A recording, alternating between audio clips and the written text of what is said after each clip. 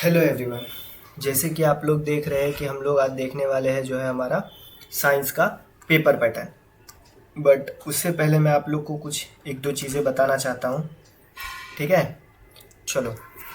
मैंने इससे पहले ना एक वीडियो बनाया है जो कि साइंस यानी कि आपके पार्ट 1 और पार्ट 2 में इसमें बाइफरकेशंस होता है। साइंस पार्ट 1 में और साइंस पार्ट 2 में। पार्ट 1 में फिजिक्स कितना है और केमिस्ट्री कितना है, इसको मैं हटा देता हूँ। और पार्ट 2 के अंदर से आप में ईवीएस कितने चैप्टर्स हैं और बायोलॉजी कितने चैप्टर्स हैं, ये आप देख करके अपने मार्क्स स्कोरिंग के लिए आप उसको एक एडवांस पर्पस पे रख सकते हैं।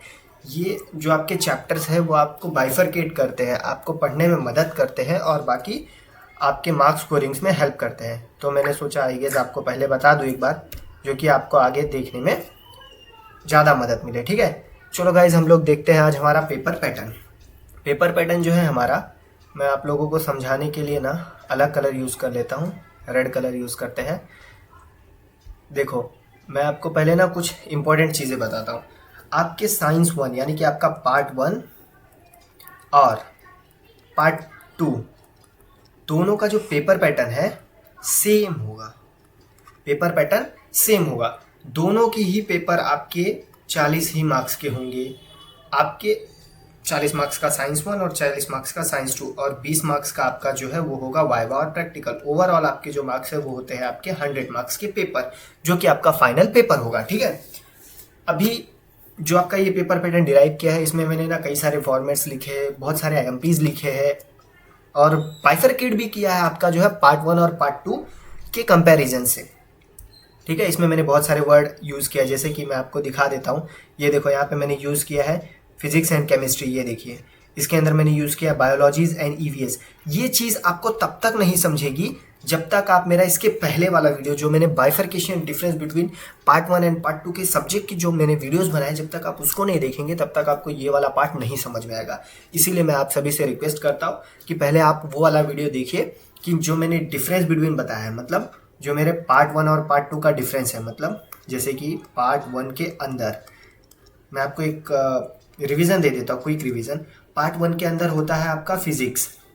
वो होते हैं 5 चैप्टर। कौन कौन से चैप्टर है, उनके नाम क्या है, उनके नंबर क्या है, वो आपको उस वीडियो में मिल जाएगा। ठीक है, ये है फिजिक्स। और दूसरा आपका जो पार्ट 1 के अंदर आता है वो होता है आपका केमिस्ट्री। ठीक है, जो आपका केमिस्ट्री है ये भी आपके 5 चैप्टर है।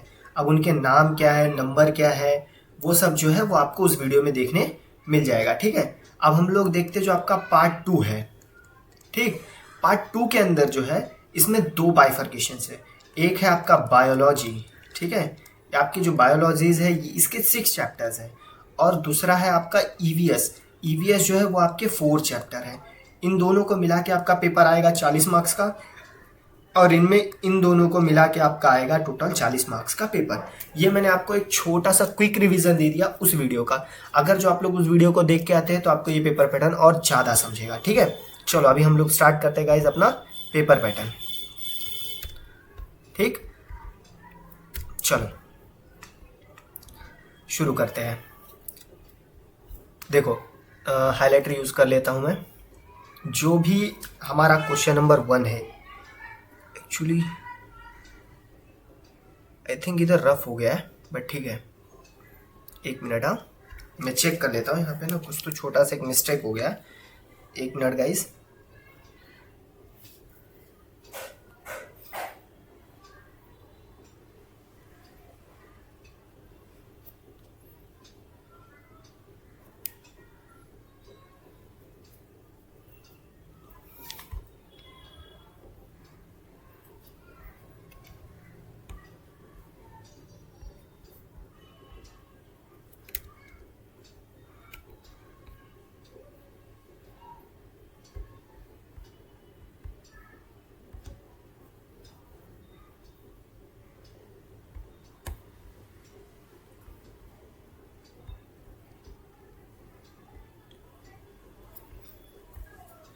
एक मिनट। हाँ, ये है आपका जो है, ये है क्वेश्चन नंबर 1 का ए। ठीक है, ये है आपका 5 मार्क्स का। यहाँ से ये थोड़ा सा रफ हो गया था अभी एडजस्टमेंट के टाइम पे।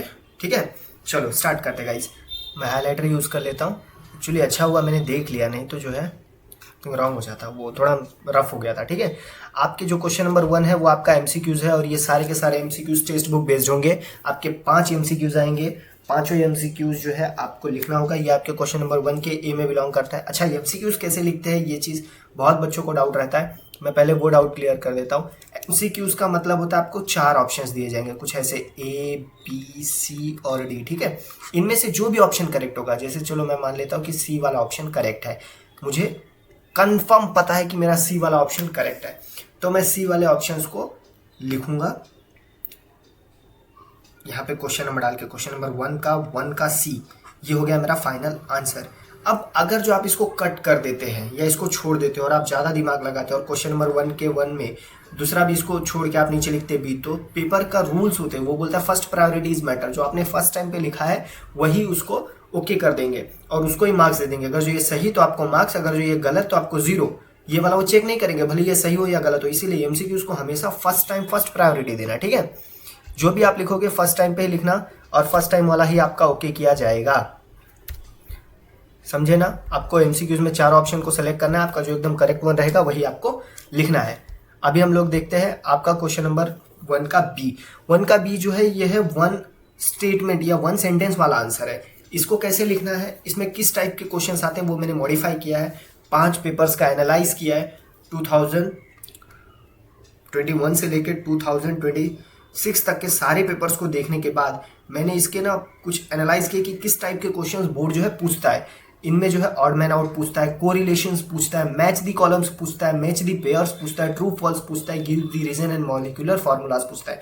मॉलिक्यूलर फार्मूलाज पार्ट 1 के हिसाब से है, गिव द नेम्स पार्ट 2 के हिसाब से। फिर वही बात, अगर जो आप वाला प्रीवियस वीडियोस देख करके आए हैं पार्ट 1 और पार्ट 2 के कौन से कहाँ से वेरीफाई मतलब आगे पीछे किया है तो आपको समझ में आएगा। जो मॉलिक्यूलर फार्मूला होता है ये आपका बिलोंग करता है केमिस्ट्री के अंदर, जो कि पार्ट 1 का बाइफर्केशन है। ठीक है, सेकंड वन आपको बताते हैं क्वेश्चन नंबर 2 के बारे में। क्वेश्चन नंबर 2 जो है ये है scientific reasons. Scientific reason actually based होता है, जो आपका साइंटिफिक रीजन है इसको एकदम प्रॉपरली देना होता है। इसमें आपके टोटल 3 क्वेश्चन होंगे जिसमें से आपको 2 ही क्वेश्चन को परफॉर्म करना होगा।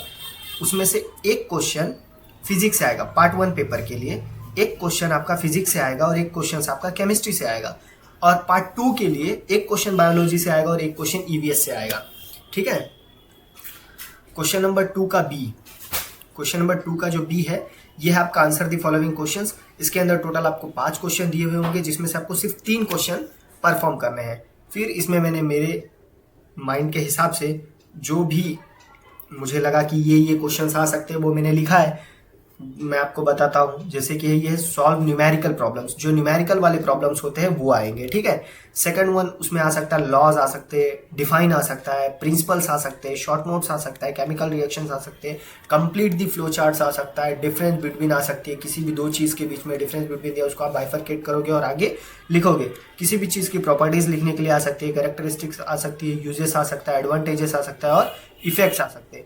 इतने टाइप्स के क्वेश्चंस इस चीज के अंदर आ सकते हैं आपके क्वेश्चन नंबर 2 के बी में। ठीक है, देन हम लोग देखते हैं आपका क्वेश्चन नंबर 3। क्वेश्चन नंबर 3 जो है इसके अंदर आपको टोटल 8 क्वेश्चंस होंगे जिसमें से आपको यानी 5 क्वेश्चंस लिखना होगा। 8 क्वेश्चन में से सिर्फ 5 क्वेश्चंस लिखने हैं आपको। तो अगर जो इसको आप मार्क्स देखेंगे तो ये आपका सबसे कॉम्प्लिकेटेड क्वेश्चन होगा और सबसे ज्यादा मार्क्स स्कोरिंग यहीं पे होगा क्योंकि ये 15 मार्क्स का क्वेश्चन है और इसमें आपको सिर्फ 5 क्वेश्चन लिखना है। हर क्वेश्चन 3 मार्क्स का है। ठीक है, इसके अंदर कितने टाइप के क्वेश्चन है और किस किस प्रकार का क्वेश्चन आ सकता है वो सब मैंने लिखा है यहाँ पे। देखो, पहला आता है गिव एक्सप्लेनेशन, कोई भी एक स्टेटमेंट दिया हुआ होगा उसका आपका एक्सप्लेनेशन देना होगा। फिर किसी भी चीज का डायग्राम बनाना होगा या डायग्राम को देख करके उसका आंसर देना होगा।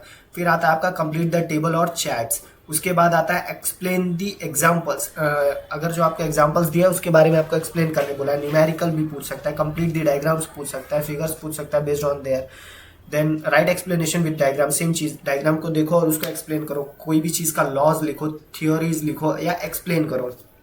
इतने पर्पस के क्वेश्चंस जो है उनमें आ सकते हैं। ठीक है, नेक्स्ट आपका जो क्वेश्चन नंबर 4 और लास्ट क्वेश्चन है वो है आपका आंसर द फॉलोइंग क्वेश्चंस। इसमें आपके 2 क्वेश्चंस होंगे, आपको सिर्फ एक क्वेश्चन अटेम्प्ट करना है, चाहे वो पार्ट 1 से हो चाहे वो पार्ट 2 से हो। अब कौन सा क्वेश्चन कितने मार्क्स का है ये आपको बताता हूँ। 1 मिनट रुक जाइए, इसको थोड़ा रफ कर दूं जो कि आपको समझ में आए। ठीक है,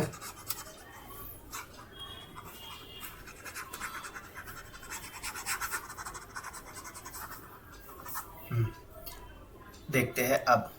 जो आपका क्वेश्चन नंबर 1 है वो आपका है 5 मार्क्स का, ठीक है। क्वेश्चन नंबर 1 का ए, आपका क्वेश्चन नंबर 1 का बी जो है 5 मार्क्स का है। फिर आता है आपका क्वेश्चन नंबर 2 का ए, जो कि आपको 2 क्वेश्चंस करना है, हर एक क्वेश्चन 2 मार्क्स का है, तो ये आपके 4 मार्क्स है। क्वेश्चन नंबर 2 का बी, हर क्वेश्चन 3 मार्क्स का है। आप यहाँ पे जो है आपके हर क्वेश्चन 2 मार्क्स के और आपको 3 क्वेश्चन करना है, ये है आपके 6 मार्क्स के। देन क्वेश्चन नंबर 3 जो है आपका, क्वेश्चन नंबर 3 में आपके 5 क्वेश्चन से आपको 15 मार्क्स मिलेंगे, और जो लास्ट आपका क्वेश्चन नंबर 4 है वो आपका एक ही करना है और 5 मार्क्स का होगा। मैं आपको लिख करके दिखाता हूँ। ये हो गया आपका क्वेश्चन नंबर 1 का ए, ये हो गया आपका 5 मार्क्स, बी हो गए आपके 5 मार्क्स, ठीक है। आगे आप क्वेश्चन नंबर 2 के ए में, क्वेश्चन नंबर 2 का ए ये है आपके 4 मार्क्स के। क्वेश्चन नंबर 2 का बी जो है वो है आपका 6 मार्क्स का, ये है आपका 6 मार्क्स का, ठीक। फिर आगे आपका क्वेश्चन नंबर 3, क्वेश्चन नंबर 3 से आपको 5 क्वेश्चन करने हैं, और ये है आपके टोटल 15 मार्क्स का, इसमें ए और बी नहीं है। फिर आगे आपका क्वेश्चन नंबर 4, क्वेश्चन नंबर 4 जो है वो है आपके टोटल 5 मार्क्स का। अगर जो आप देखेंगे तो ये हो गया आपका 20, और ये हो गया 6 4 10, और ये हो गया 5 5 10, मतलब ये दोनों को मिला के 20, और ये आपका लास्ट का 20, मतलब टोटल क्वेश्चन हो गए आपके, जितने भी क्वेश्चन उन सबका टोटल हो गया आपका 40 मार्क्स का, ठीक है। चलो, थैंक यू बच्चों, please join and subscribe this channel. अगर जो आपको कोई डाउट है या कुछ और चीज़ जानना चाहते हैं तो प्लीज़ कमेंट कीजिए, ठीक है। Thank you, bye.